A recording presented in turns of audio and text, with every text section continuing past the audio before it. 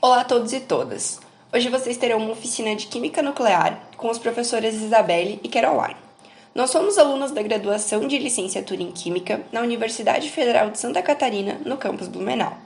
Somos as estagiárias que acompanharam as aulas de vocês e preparamos essa aula sobre Química Nuclear, mais precisamente a parte da radioatividade. Vocês sabem dizer o que é? Para resolver diversos questionamentos que vocês possam ter, abordaremos tópicos como o que é a radioatividade, a história da radioatividade. Além disso, trataremos sobre como a radioatividade também pode ser usada de forma benéfica na nossa vida. Vamos lá? Para iniciar nossa aula, temos um questionamento. Vocês sabem dizer o que é a radioatividade? Como ela é definida? Bom, a radioatividade é definida como um fenômeno pelo qual um núcleo instável emite partículas e ondas para atingir a estabilidade. Nem todos os átomos são radioativos, porém os que são se caracterizam por emitir partículas radioativas, no caso a radiação, buscando essa estabilidade. Um elemento pode emitir radiação independente do seu estado físico, que seriam os estados sólido, líquido, gasoso, e os fatores químicos, como a temperatura e a pressão. Isso porque a radioatividade está relacionada diretamente com esse núcleo atômico. Os elementos radioativos possuem isótopos, que também são radioativos. Mas o que seriam isótopos? Bom, isótopos são os átomos do mesmo elemento químico que possuem a mesma quantidade de prótons, no caso, o mesmo número atômico, porém se diferenciam pelo número de massa, que nesse caso seriam os nêutrons. O número de massa é diferente porque a quantidade de nêutrons no núcleo é diferente. Agora que já sabemos o que são isótopos, eu vou mostrar para vocês os radioativos mais comuns.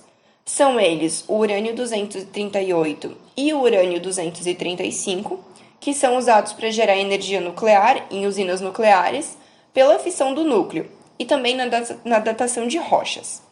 O césio-137, que é usado na indústria de alimentos e na medicina.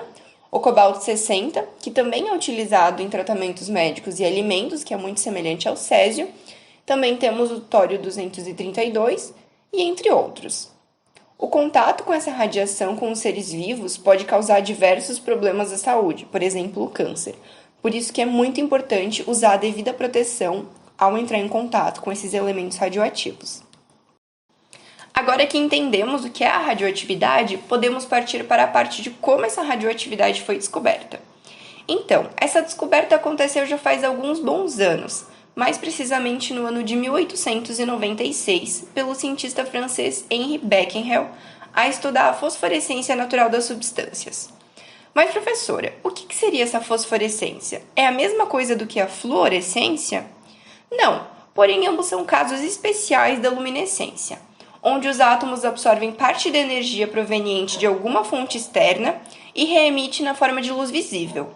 A fosforescência ocorre quando uma substância é capaz de absorver a luz produzida por alguma fonte externa e reemite da mesma forma em luz visível, mesmo após essa interrupção da iluminação, onde não teria mais essa iluminação da fonte externa. E as substâncias desse tipo continuam a emitir um brilho fraco por intervalos de tempo que variam de segundos a horas. Já na fluorescência, as substâncias fluorescentes emitem luz somente quando estão recebendo uma energia de fonte externa, por exemplo, as lâmpadas ultravioletas. Dessa maneira, quando a fonte de energia cessa, o processo da fluorescência é interrompido no mesmo instante. Utilizando amostras que continham urânio, Becquerel observou que as emissões radioativas ocorriam de forma espontânea. Os principais tipos de radioatividade são emissões alfa, beta e gama. Antes e depois da descoberta de Becquerel, foram feitos muitos estudos, os quais foram muito importantes para chegar no conhecimento que se tem hoje.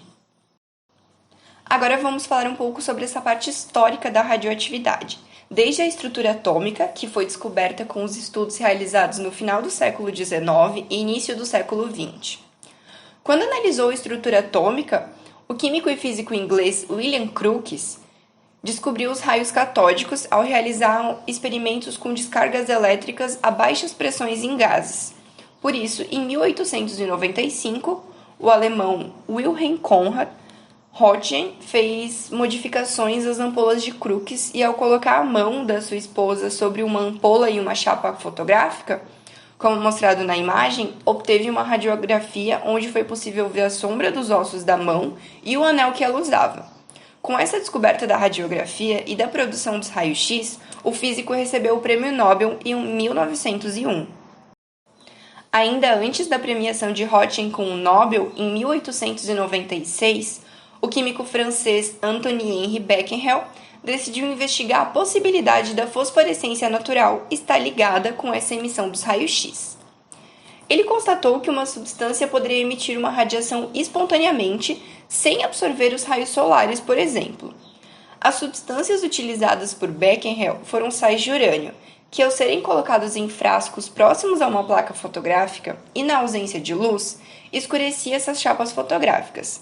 E essas emissões sobre as placas inicialmente foram nomeadas de raios Becquerel e posteriormente receberam o nome de emissões radioativas. Em 1897, Marie Sklodowska-Curie, física de origem polonesa, decidiu estudar os raios de Becquerel, no caso, as emissões radioativas. Suas investigações confirmaram que todos os sais produziam o mesmo resultado, pois se tratava de uma propriedade do elemento comum a todos, o urânio. Após essa descoberta, Marie Curie e seu marido Pierre Curie trabalharam isolando o urânio do minério de plasbenda.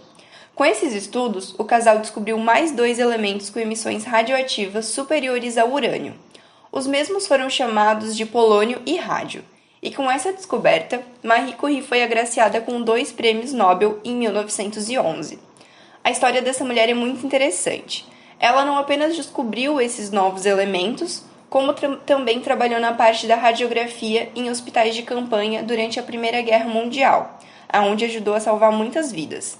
E faleceu aos seus 66 anos com anemia aplástica, que foi causada pela longa exposição à radioatividade. Recomendamos a vocês o filme chamado Radioatividade, que foi publicado recentemente na Netflix, que conta a história dessa mulher que foi muito importante na ciência. Como se sabe, a ciência não é uma verdade absoluta. Todas as descobertas já feitas influenciam muito na ciência atual, a qual é construída dia após dia. Todos os resultados são muito importantes, sejam positivos ou negativos. Erros geram futuros acertos. Apesar dos efeitos nocivos à saúde, a radioatividade está presente em muitas áreas. Mesmo com muitas imagens negativas da radioatividade, como bombas atômicas ou armas nucleares, a radioatividade tem aplicações muito importantes e benéficas à sociedade. Agora vamos a algumas aplicações. Na medicina. Na área médica, os radioisótopos são usados principalmente para obter diagnósticos. E para que eles não causem danos à saúde dos pacientes, os isótopos devem emitir partículas gama, pois elas apresentam um grande poder de penetração, não permanecendo no organismo.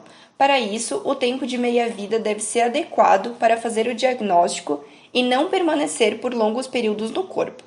Bom, esse tempo de meia-vida é o tempo necessário para que essa radioatividade de uma amostra inicial de um elemento radioativo se reduza à metade da concentração inicial. Outra aplicação na área da medicina é no tratamento de doenças, principalmente o câncer, com a radioterapia. A radioterapia consiste na destruição de células do tumor cancerígeno pelo uso da radiação. No meio ambiente, técnicas nucleares podem ser extremamente danosas ao meio ambiente, porém, se forem utilizadas corretamente, ajudam na preservação e na recuperação. Uma das utilidades dos radioisótopos é acompanhar o trajeto de poluentes no ar, na água ou no solo. É possível identificar em amostras de sedimentos, por exemplo, a presença de metais pesados, como o mercúrio, que é muito utilizado em indústrias e garimpos. Na indústria e agricultura. Na indústria, os radioisótopos são muito utilizados na esterilização de materiais médicos e odontológicos. São usados também para a identificação de minas de pedras preciosas e para o tratamento e a valorização comercial dessas pedras. Na agricultura, a radioatividade permite o estudo do metabolismo das plantas e a produção de insetos estéreis, o que possibilita o desenvolvimento de técnicas de eliminação de pragas sem o uso de inseticidas. Além disso, torna possível determinar a quantidade de agrotóxicos presentes nos produtos agrícolas. E também nos alimentos. Os radioisótopos também são utilizados na irradiação de alimentos.